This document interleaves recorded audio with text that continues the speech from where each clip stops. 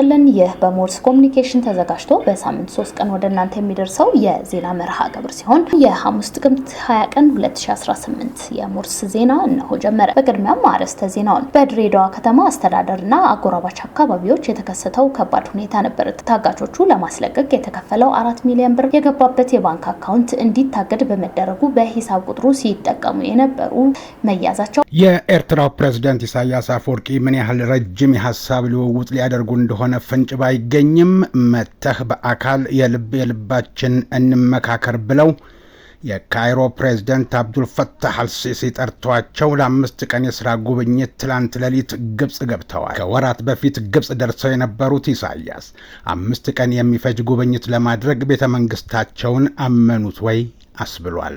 በጋራ መኖሪያ ህንጻ ግንባታ ስሙ የሚታወቀው ኦቪድ ግሩፕ በአዲስ አበባ ከተማ ላይ ሊያወጣው ነው የተባለውና ጉድ ያስባለው ጉዳይ መንግስትና ሀገርን ከድተው ከሀገር ተሰደዱ ስለተባሉት የኢፌዴሪ የውጭ ጉዳይ ሚኒስትር ዴኤታ ብርቱካን አያኖ ሁኔታ የኢንዱስትሪ ቢሮ ኃላፊ ነበሩ። በቀደም ዕለት ስምረት ትግራይ ዲሞክራሲያዊ ፓርቲ ስራ አስፈጻሚ ሆነው ተመረጡ። ዛሬ ደግሞ በአንድ ገጽ ደብዳቤ ከኃላፊነታቸው መነሳታቸው ተገለጸ። ኃላፊዋ ማን ናቸው? ማን አባረራቸው? ለምን ተባረሩ? ህወሓት የነ አቶ ጌታቸው ረዳን ቪአይፒ ፓስ ፍቃድ ሰርዙልኝ ሲል ለኢፌዴሪ ብሔራዊ የደህንነትና መረጃ አገልግሎት በደብዳቤ መጠየቁ ሲሰማ፣ ነዋሪነታቸውን በደቡብ አፍሪካ ፕሪቶሪያ ከተማ ያደረጉ ዲቦራ መንግስቴና ኦፕራ መንግስቴ የተባሉ 2 እህትማማቾች አስከሬናቸው ነገ አርብ ወደ ኢትዮጵያ ይሸኛል። ስላሟሟታቸው በፖሊስ ምርመራ እየተደረገ ሲሆን እህትማማቾቹ የሞቱት በካምፓስ ውስጥ አይደለም። በህወሓት እቅድ መሰረት ከሻቢያ ጋር በመናበብ ውጊያ ለመክፈት አቅዷል መባሉን ሞርስ ሰምቷል። የቤተ መንግስቱን ህንፃ ለመጠገንና ለማደስ በሚቻልባቸው ጉዳዮች ዙሪያ ውይይት ተደርጓል። በሱዳኗ አልፋሽር ጦርነት ተጠናክሮ ሲቀጥል ፈጥኖ ደራሽ ኃይሉ በበኩሉ ከተማዋን መቆጣጠሩን አሳወቀም። እኔ ከማሰማችሁ ዜና ባሻገር ሙከራ እያደረግንበት ካለው ስቱዲዮ ኢዮብ ደመቀም ተጨማሪ ዜና ይዞ ይጠብቃችኋል።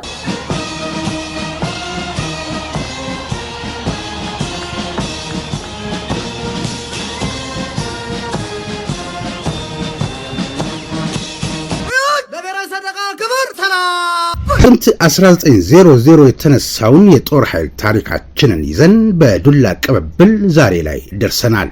ይህ ሞርስ ኮሙኒኬሽን ነው። የኢትዮጵያን ሉዓላዊ ግዛት እየጠበቀና እያስከበረ ዛሬ ላይ ያደረሰውን ትናንት ደሙን ያፈሰሰ አጥንቱን የከሰከሰውን እያመሰገንን ታሪኩን እየተረክን የፈጸመውን ጀብድ እየዘከርን ለዛሬው የጦር ኃይል ብርታት እንዲሆነው እያደረግን ለነገው ተተኪ ጀግንነትን እንዲወርስ ተግተን እንሰራለን።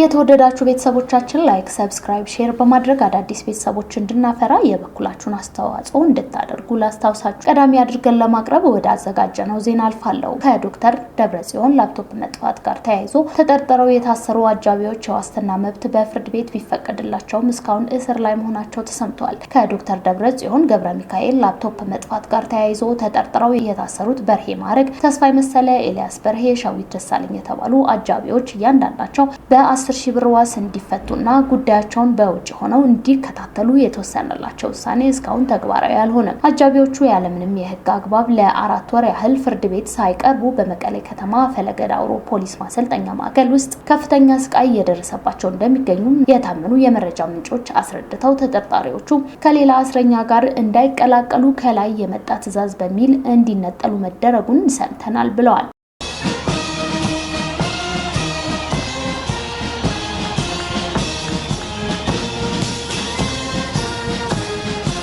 የብር ሸለቆ መሰረታዊ ውትድርና ማሰልጠኛ ትምህርት ቤት ለወራት ያሰለጠናቸውን የ34ኛ ዙር አድማ መከላከልና መደበኛ ፖሊስ አሰልጥኖ አስመረቀ። በምረቃ ስነ ስርዓቱ ላይ በክብር እንግድነት ተገኝተው ንግግር ያደረጉት የማሰልጠኛ ትምህርት ቤቱ ዋና አዛዥ በርጋዴር ጄኔራል መኮንን መንግስቴ ክልሉ ያጋጠመውን የሰላም ችግር ለመመለስ የመከላከያ ሰራዊት ከተሰጠው ህገ መንግስታዊ ተልዕኮ አንዱ የክልሉ የጸጥታ ተቋማትን መደገፍ በመሆኑ ይህን መሰረት በማድረግ ማሰልጠኛ ትምህርት ቤቱ ለወራት ያሰለጠናቸውን የጸጥታ ኃይል ለምረቃ ማብቃቱን ተናግረዋል። ሀገራችን ብሔራዊ የተፈጥሮ ሀብቶቿን ተጠቅማ የህዝቦቿን ኑሮ ማሻሻል እንድትችል ሰላም እንድታገኝ የተጣለባችሁን አደራ ከፍተኛ መሆኑን አውቃችሁ በምትሰማሩበት የስራ መስክ ሁሉ እስከ ህይወት መስዋዕትነት በመክፈል የክልሉና የሀገራችሁን ሰላም እንዲረጋገጥ የበኩላችሁን አስተዋጽኦ ማበርከት አለባችሁ ሲሉ አሳስበዋል። ዘገባው የአረቡ ሰይድ ነው።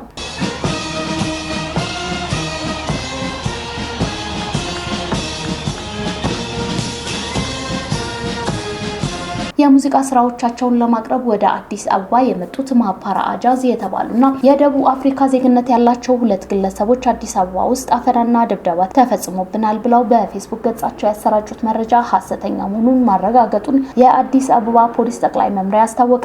የደቡብ አፍሪካ ዜግነት ያላቸው ማፓራ አጃዝ የተባሉት ወደ አዲስ አበባ መጥተው ነበር። ወደዚህ የመጡትም የሙዚቃ ስራቸው ለማቅረብ ነበር። እነዚህ ግለሰቦች ስራቸውን ጨርሰው በሰላም ወደ ሀገራቸው ከተመለሱ በኋላ አዲስ አበባ ውስጥ አፈናና ድብደባ ተፈጽሞብናል ብለው በፌስቡክ ገጻቸው ያሰራጩት መረጃ መሰረት በማድረግ ፖሊስ ተገቢውን የማጣራት ተግባር እንዳከናወነ ገልጸዋል። ተፈጽሞብናል ስላሉት ወንጀል ለፖሊስ መረጃ ደርሶ እንደሆነም ለማረጋገጥ በክፍለ ከተማ ፖሊስ መምሪያና በፖሊስ ጣቢያዎች ተጠይቆ ምንም አይነት የቀረበ አቤቱታ እንዳላገኙ አሳውቀዋል። በፖሊስ ምርመራም የተሰበሰቡ የተንቀሳቃሽ ምስል፣ የፎቶና የድምጽ ማስረጃዎች እንዲሁም ከአዘጋጁ ቁርንፍድ ኢንተርቴይመንት ጭምር እንደተረጋገጠው ግለሰቦቹ ይህን የሐሰት መረጃ የለቀቁት ብዙ ተከታዮችን ለማግኘት ሆን ብለው መሆኑን እንዳረጋገጠ አመላክተዋል። ግለሰቦቹ አፈናና ድብደባ ተፈጽሞብናል ያሉት አርብ ጥቅምት 14 ቀን 2018 ዓ.ም ቢሆንም በማግስቱ ጥቅምት 15 ቀን በተጋበዙበት መድረክ ላይ ተገኝተው የሙዚቃ ስራቸውን ፍጹም ሰላማዊ በሆነ መንገድ አቅርበው ማጠናቀቃቸውና በሰላም ወደ መጡበት ሀገር መመለሳቸውን ከኢሚግሬሽንና ዜግነት አገልግሎት እንዲሁም ከአዘጋጆቹ መረጋገጡን አሳውቋል። ያሰራጩትን መረጃም ሐሰተኛ መሆኑን ፖሊስ ገልጿል።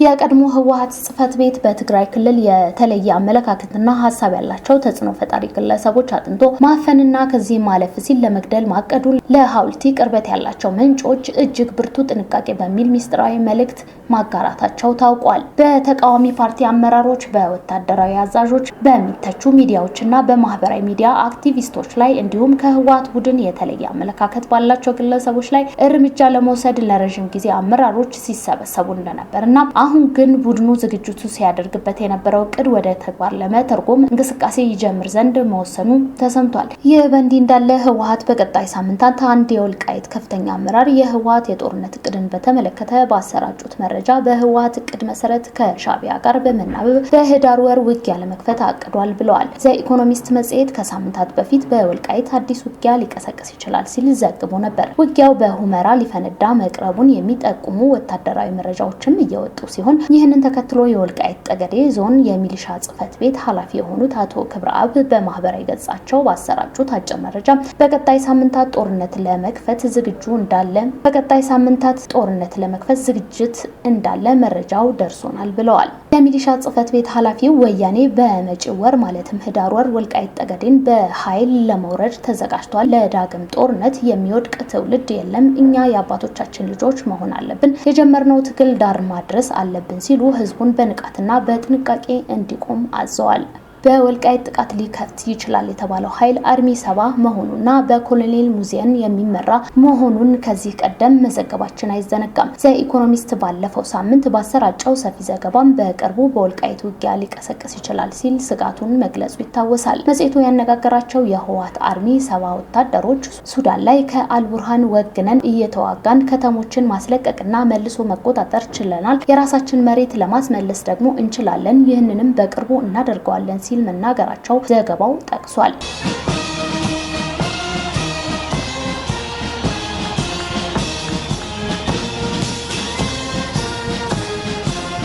በሌላ ዜና ህወሓት የነ አቶ ጌታቸው ረዳን ቪአይፒ ፓስ ፍቃድ ሰርዙልኝ ሲል ለኢፌዴሪ ብሔራዊ ደህንነትና መረጃ አገልግሎት በደብዳቤ መጠየቁ ተመላከተ። በያዝነው ጥቅምት ወር መግቢያ ላይ የትግራይ ጊዜያዊ አስተዳደር ፕሬዝዳንት ጽፈት ቤት ክብ ማህተብ አርፎበት በፕሮቶኮል ቁጥር በጽፈት ቤቱ ተጽፎ እንደወጣ መመልከት በሚቻለው ደብዳቤ በስም ተጠቅሰው ለተዘረዘሩት 11 የስራ ኃላፊዎች ተሰጥቶ የነበረው የቪአይፒ ማለፊያ ፍቃድ እንዲሰረዝ በኢፌዴሪ የብሔራዊ መረጃና ደህንነት አገልግሎት መስሪያ ቤትን የሚጠይቅ የሚጠይቅ ነው። በጊዜያዊ አስተዳደር በተለያዩ የመንግስት ኃላፊዎች ላይ የነበሩ አሁን ከኃላፊነት የተነሱ በመሆናቸው ይህንን በመገንዘብ በራሱ አሰራር መሰረት ማስተካከያ እንዲወስድ ለመግለጽ እንወዳለን ይላል። የቪአይፒ ማለፊያ ፍቃዳቸውን እንዲሰርዝ በስም የተጠቀሱት 11 ሰዎች ጌታቸው ረዳ፣ ሌተናንት ጄኔራል ጻድቃን ገብረ ትንሳኤ፣ በየነ ምክሩ፣ ፕሮፌሰር ክንደያ ገብረ ህይወት፣ ወይዘሮ ያለም ጸጋ፣ ብርጋዴር ጀነራል ተክለሃይ አሸብር፣ ሞገስ ገረሄር፣ ካላዩ ገብረ ህይወት፣ ወይዘሮ ፍሬወይኒ ገረሄርና ወይዘሮ ገነት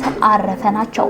ምንም እንኳን የህወሓት ቡድንና በጊዜያዊ አስተዳደር ውስጥ ያሉት የቡድኑ ተሿሚዎች በጀት ሲፈልጉና ሲጨንቃቸው የፌዴራል መንግስት መኖርን ሲፈቅዱ ከአስመራ ከተደወለላቸው ወይም ጦርነት ለማስነሳት ሲፈልጉ ደግሞ የፌዴራል መንግስት እንደሚቃወሙት የመሆን ባህሪ የሚያሳዩ ቢሆንም በስም ከተሰረዙት ውስጥ አሁንም በፌዴራል መንግስት ስልጣን ላይ ያሉ በመሆናቸው ቪአይፒ ፍቃዳቸው እንደማይነሳ ያወቁ ጥያቄውን ማቅረባቸውን አስገራሚ ነው የሚሉ የጉዳዩ ተመልካቾች አልጠፉም። ደብዳቤውን በይዘቱ የገመገመው የሞርስ ዝግጅት ክፍል የጽህፈት ቤቱ ኃላፊ በስተግርጌ ፊርማው ባለመኖሩ ምክንያት የደብዳቤውን ትክክለኝነት ለማጣራት መቀሌ ወደሚገኘው የፕሬዝዳንት ጽህፈት ቤት በስልክ ቁጥር 0209241113 ቢደውልም ስልኩም አይነሳም።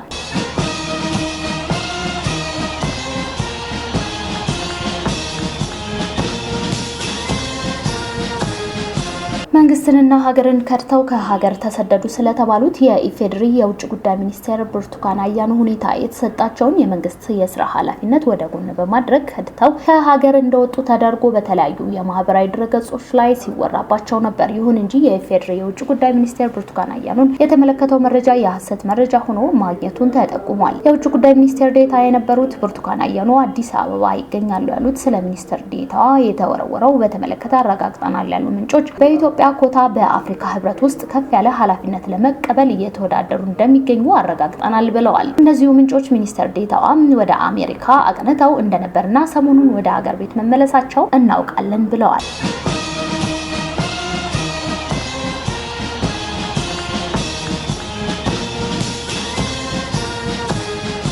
በጋራ መኖሪያ ህንጻ ግንባታ ስሙ የሚታወቀው ኦቪድ ግሩፕ በአዲስ አበባ ከተማ የትራንስፖርት ችግርን መፍታት የሚያስችል በገመድ ላይ ተንጠልጣይ የህዝብ ትራንስፖርት ቴክኖሎጂ ተግባራዊ ሊያደርግ መሆኑን የድርጅቱ ዋና ስራ አስፈጻሚ ዮናስ ታደሰ ገለጹ። ኦቪድ ግሩፕ በቴክኖሎጂ የታገዙ ዘመናዊ ቤቶችን ከመገንባት ባሻገር የትራንስፖርት ችግርን ለመፍታት በአዲስ አበባ የኬብል ካር ቴክኖሎጂ ተግባራዊ ለማድረግ የፕሮጀክት ጥናት ማጠናቀቁን ዋና ስራ አስፈጻሚው ባስታወቁበት ወቅት የባቡርና የመኪና መሰረተ ልማቶችን ማፍረስ ሳያስፈልግ በገመድ ላይ ተንጠልጣይ የህዝብ ትራንስፖርት ወይም ኬብል ካር ቴክኖሎጂን በአዲስ አበባ ተግባራዊ ለማድረግ ያስችላል ብለዋል። በገበታ ለሸገር፣ ገበታ ለሀገርና ገበታ ለትውልድ የኢትዮጵያን ገጽታ የሚያጎሉ የተለያዩ ፕሮጀክቶች እየተከናወኑ መሆኑን ገልጸው ኦቪድ ግሩፕም በግንባታው ዘርፍ አዳዲስ ቴክኖሎጂዎችን በመጠቀም ዘመናዊ ከተማ ለመገንባት በመንግስት የሚያደርገውን ጥረት የበለጠ የሚደግፍ መሆኑን የኦቪድ ግሩፕ ዋና ስራ አስፈጻሚ አቶ ዮናስ ታደሰ አረጋግጠዋል።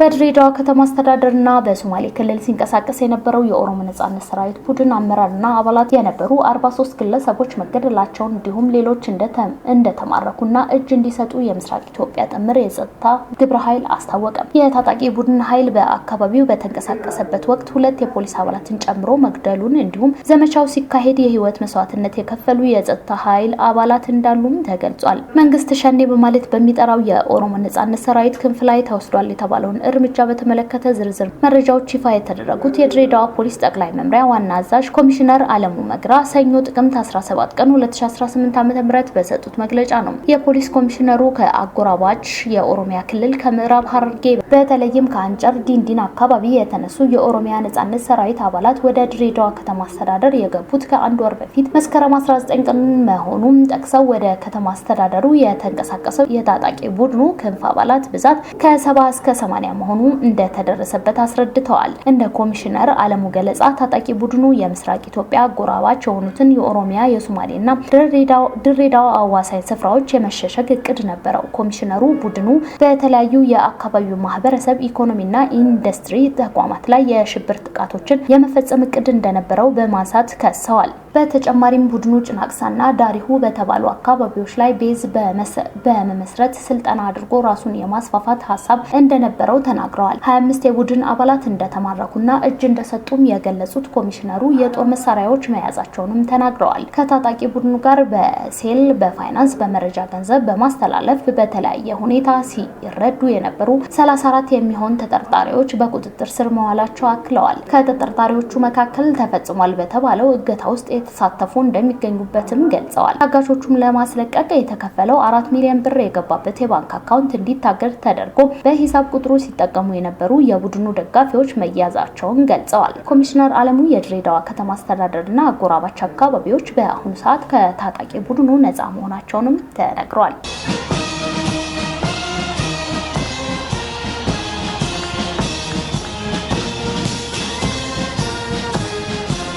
ጥቅምት 22 ቀን 2018 ዓ.ም በዶክተር ጌታቸው ተድላ አበበ የተጻፉ ሁለት የአእምሮ ቀለብ መጽሐፍት ይመረቃሉ ሲል መረጃው ተወዳጅ ሚዲያ ይፋ አደረገ። የመጀመሪያው መጽሐፍ የወይዘሮ አበበች ቶላ ሲሆን ይህም በጎ አድራጊ ሴት በየቀኑ ከ60 እስከ 80 የሚደርሱ የጎዳና ተዳዳሪዎች በየቀኑ ትመግባለች። የምትመግበውም ልዩ ልዩ የአዲስ አበባ ጎዳናዎች እየተዘዋወረች ነው። ዝክር በሚሆንበት ወቅት ከ100 እስከ 200 ሰዎችን ታበላለች። በሽተኞችንም ከየጎዳናው ከየጎጆ ያነሳች ሐኪም ቤት በመውሰድ ታሳክማቸዋለች። የጎዳና ኑሮ አስመርሯቸው ወደ ቤተሰቦቻቸው ለመመለስ የሚፈልጉትን አጥማና አልብሳ የኪስ ገንዘብ ሰጥታ በአውቶቡስ ወደ የመጡበት ክፍለ ሀገር ትሸኛቸዋለች። የዚህች በጎ አድራጊ ሴት ታሪክ ታፍኖ እንዳይቀር ደራሲ ዶክተር ጌታቸው ተድላ መነበብ ያለበትን የህይወት ታሪክ ዘክረውልናል። ይህን መጽሐፍ ከዶክተር ጌታቸው ተድላ ጋር በመሆን ያዘጋጀችው ጋዜጠኛ ቤርሳቤህ ጌቴ ስትሆን እርሷም ከዚህ ቀደም 4 መጽሐፍትን ለአንባቢያን ያቀረበች ናት። በጋዜጠኝነት ላለፉት 14 ዓመታት ያገለገለችው ቤርሳቤህ ጌቴ የቴሌቪዥን የሬዲዮ ፕሮዳክሽን እንዲሁም መጽሔት በማዘጋጀት የምትታወቅ ባለሙያ ነች። ሁለተኛው መጽሔት እጅ የማትሰጥ ነፍስ ተብሎ የተሰየመ ግለ ታሪክ ሲሆን አንድ ወጣት በደርግ ዘመን መንግስት ከ11ኛ ክፍል ታፍሶ የብሔራዊ ውትድርና ምልምል ሆኖ ወደ ድዴሳ ተወሰደ። 3 ዓመት ሰልጥኖ ሊመረቅና ሊሰናበት ሲደርስ ወደ ጦርነት እንደሚላክ ሲነገር ከሁለት ጓደኞቹ ጋር ጠፍተው በእግራቸው አዲስ አበባ መመለሳቸው ያወሳል። እዚያም ያልተስማማው ወጣት በሚያስገርምና በማያዳፍር ሁኔታ ወደ አሜሪካ መጓዙን ያወጋል። አሜሪካ ሀገርም እንዳሰበው ሳይሆን ብዙ ጭንቀት፣ ብዙ ጊዜ ዘብጥያ መውረድ አጋጥሞት ያንን ሁሉ ትግል ያንን ሁሉ ጭንቀት እጅ አልሰጥም ብሎ እንዳመጣጡ አሳልፎ ከፍተኛ ከሚባል ኑሮ እንደደረሰ ዶክተር ጌታቸው ተድላ ይህንን ልብ አንጠልጣይ ታሪክ አውግቶላል። ይህ መጽሐፍ ከዶክተር ጌታቸው ተድላ ጋር በመሆን ያዘጋጀው ታምሩ ጎንቼ ቢልልኝ ሲሆን ባለፉት 30 ዓመታት በስነ ጽሁፍና በሚዲያ ስራ ላይ ያሳለፈ ነው። የመጽሐፉ ዋና ደራሲና አሳታሚ በመሆን ትልቁን ሚና የተጫወቱት ዶክተር ጌታቸው ተድላ አበበ ባለፉት 18 ዓመታት ከ17 በላይ መጽሐፍት አዘጋጅተው ለህትመት ያበቁ ሲሆን በሙያው የግብርና ኢኮኖሚስትና ደራሲ ናቸው። ለረጅም ዓመታት በስዊድን ሀገር የኖሩት ዶክተር ጌታቸው ተድላ ከ2000 ሚሊኒየም በኋላ ሙሉ ጊዜያቸውን ለድርሰት ስራ በመስጠት የራሳቸውን ግለ ታሪክ በሁለት መጽሐፍ ማስነበብ የቻሉ ሰው ናቸው። የፊታችን ቅዳሜ በዓለም ሲኒማ ከጠዋቱ 2 ሰዓት ጀምሮ በሚደረገው የምረቃ መርሃ ግብር ላይ የባለ ታሪኮች ቤተሰቦችና ተጋባዥ እንግዶች ይታደማሉ።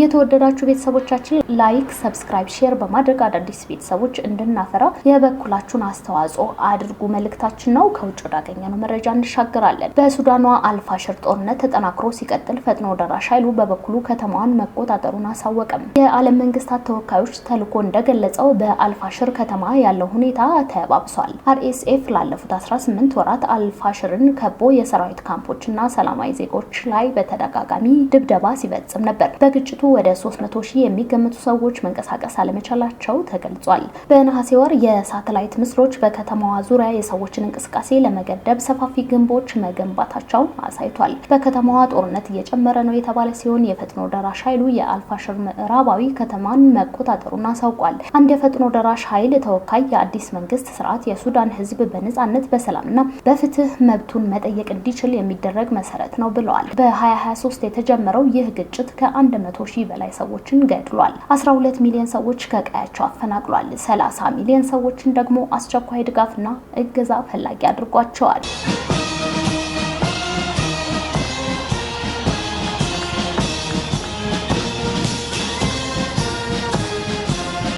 ቤተሰቦቻችን ላይክ፣ ሰብስክራይብ፣ ሼር በማድረግ አዳዲስ ቤተሰቦችን እንድናፈራ ስላደረጋችሁን ምስጋናችን በድጋሚ ድረሳችሁ። አሁንም በዚህ ድጋፋችሁ መቀጠልና ማገዛችሁን አትርሱ መልእክታችን ነው። ከተከታዩ ዜና ጋር እዮብ ደመቀ ይጠብቃችኋል።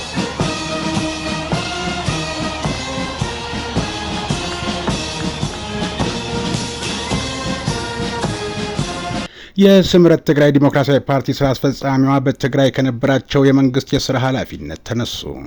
ኃላፊዋ በጊዜያዊ አስተዳደሩ ከነበራቸው የስራ ኃላፊነት የተነሱት ፓርቲያቸው ጥቅምት 14 ቀን 2018 ዓ.ም ባካሄደው ጉባኤ የስራ አስፈጻሚ አድርጎ ከመረጣቸው በኋላ እንደሆነ ተሰምቷል። ከትግራይ ጦርነት በፊት ጀምሮ የህወሓት ከፍተኛ አመራሮች መካከል እስከተፈጠረው መለያየት ድረስ የህወሓት ማዕከላዊ ኮሚቴ አባል የነበሩት ወይዘሮ አልማዝ ገብረ ጻዲቅ አሁን ከነበሩበት የኃላፊነት ቦታ በፊት የክልሉ የከተማና የኮንስትራክሽን ቢሮ ኃላፊ ሆነው ሰርተዋል። ፕሬዝዳንት ታደሰ ወረደ ወደ ስልጣን ከመጡበት ማግስት ጀምሮ ሲመሩት የነበረው የከተማና የኮንስትራክሽን ቢሮ ከአቶ ጌታቸው በኋላ የህወሓት ምክትል ሊቀመንበር ሆነው የተመረጡት አማኑኤል አሰፋ እንዲተኩት ሆኗል። ከ6 ወር በኋላ ደግሞ ከተሰጣቸው አዲስ የቢሮ ኃላፊነት እንዲሻሩ ሆኗል።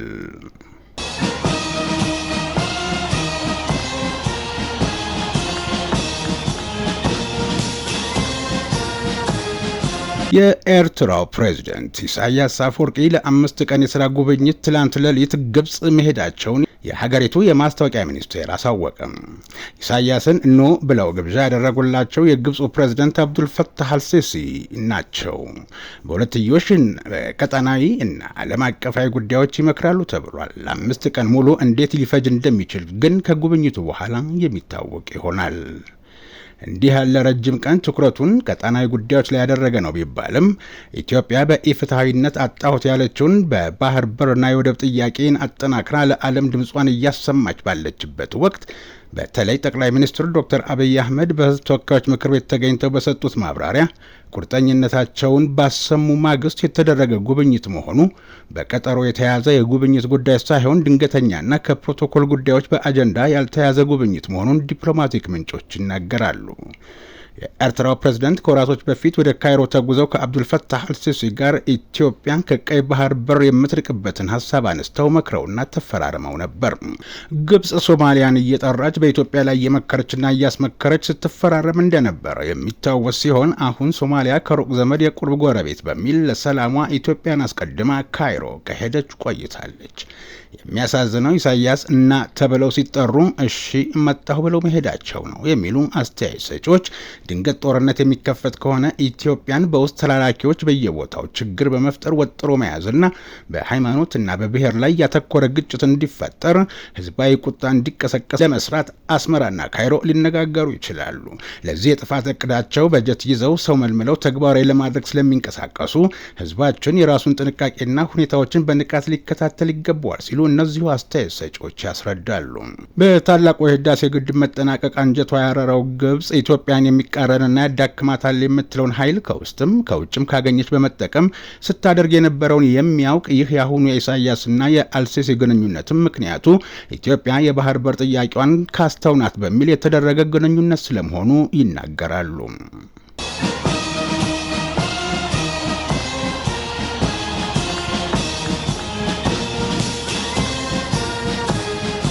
ነዋሪነታቸውን በደቡብ አፍሪካ ፕሪቶሪያ ከተማ ያደረጉ ዲቦራ መንግስቴና ኦፕራ መንግስቴ የተባሉ ሁለት እህትማማቾች በመኖሪያ ቤታቸው ውስጥ ሞተው መገኘታቸውን በደቡብ ኢትዮጵያ የኢትዮጵያውያን ማህበረሰብ ተወካይ ኮሚቴዎች መካከል አንዱ አቶ አለማየሁ ቲጁማ አስታወቁ።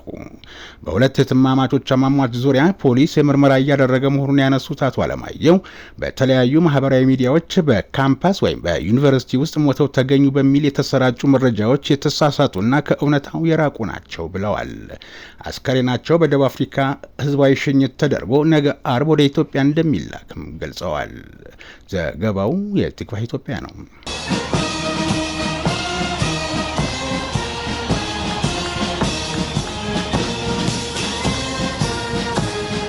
በድሮ ሆለታ ገነት በአሁኑ የኢትዮጵያ ወታደራዊ አካዳሚ ቅጥር ግቢ ውስጥ የሚገኘውን የቤተ መንግስት ህንጻ ለመጠገንና ለማደስ በሚቻልባቸው ጉዳዮች ዙሪያ ውይይት ተደረገ። የመከላከያ ወታደራዊ ቅርስ አስተዳደር ዳይሬክቶሬት ከጥንታዊት ኢትዮጵያ አርበኞች ማህበርና ከአዲስ አበባ ዩኒቨርሲቲ ጋር በመተባበር ነው እድሳቱን ለማከናወን በሚቻልበት ሁኔታ ላይ የተወያየው።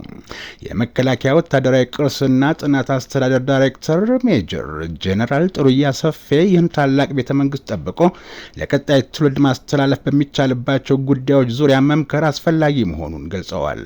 ቅርስ ሙሉ ለሙሉ ከመታደሱ በፊት አሁን ያለውን ህንጻ መታደግ ከሁሉም ነገር በፊት ቅድሚያ የሚሰጠው ተግባር መሆኑንም አንስተዋል። የጥንታዊ ኢትዮጵያ አርበኞች ማህበር ፕሬዝዳንት ልጅ ዳንኤል ጆቴ ይህንን ጥንታዊና ታሪካዊ ቤተ መንግስት ህንጻ ተንከባክቦ ለትውልድ ማስተላለፍ ታላቅ ሀገራዊ ኃላፊነት በመሆኑ ሀገራቸውን ኢትዮጵያን የሚወዱ ሁሉ የራሳቸውን አሻራ ሊያሳርፉ ይገባል በማለት መልእክት አስተላልፈዋል። ከአዲስ አበባ ዩኒቨርሲቲ የኪነ ህንጻና የስነ ቁፋሮ ባለሙያ የሆኑት አቶ ታደሰ ግርማ ከጃፓኑ ሽባውራ ቴክኖሎጂ ዩኒቨርሲቲ ጋር ያላቸውን ግንኙነት በመጠቀም በጋራ ለመስራት ማቀዳቸውን ተናግረዋል። በሁለቱም ሀገራት ዩኒቨርሲቲዎች ውስጥ የሚገኙ ተማሪዎች ከዚህ በፊት ከአዲስ አበባ ወደ ጃፓንና ከጃፓን ወደ አዲስ አበባ የመስክ ጉብኝት እንዳደረጉ ማስታውሰዋል። ይህንን የቅርስ ጥናት ጥገናና እደሳ ለማከናወን ከጃፓን ዩኒቨርሲቲ የሰው ኃይልና ቴክኖሎጂ ለመጠቀም መስማማታቸውንም ባለሙያው ገልጸዋል። የኪነ ህንጻው ባለሙያው አቶ ታደሰ የግል ህይወታቸውን ወደ ኋላ በማለት ሌሎች በህይወት መኖር እንዲችሉ መስዋዕትነት እየከፈሉ ሀገርን በጽኑ መሰረት ላይ ከሚያቆሙ የመከላከያ ሰራዊት ጋር በጋራ መስራት ታላቅ ኩራት ነውና ከመከላከያ ጋር በመስራታችን ደስተኞች ነን ብለዋል። ከዚሁ ሰዓት ጀምሮ በቅርሱ ዙሪያ መረጃ ለመሰብሰብ የተሰበሰበውን መረጃ ሰነድ ለማድረግ ቅርሱ የደረሰበትን ጉዳት ለማጥናት ጥገናውን ለማከናወን እንዲሁም ሙሉ ህንጻውን ለማደስ አስፈላጊውን ሁሉ ለማድረግ ዝግጁ መሆናቸውን መግለጻቸውን ከኢፌዴሪ መከላከያ ሰራዊት የደረሰን መረጃ ያመለክታል።